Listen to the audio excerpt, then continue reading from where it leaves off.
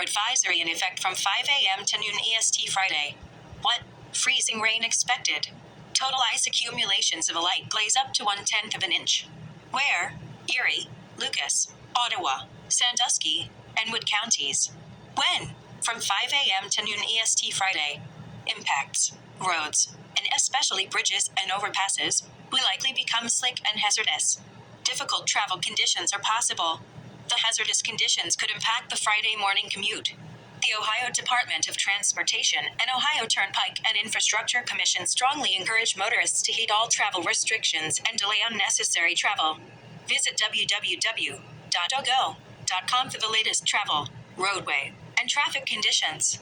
Be prepared for slippery roads. Slow down and use caution while driving.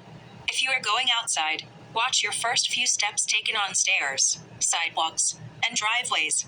These surfaces could be icy and slippery, increasing your risk of a fall and injury.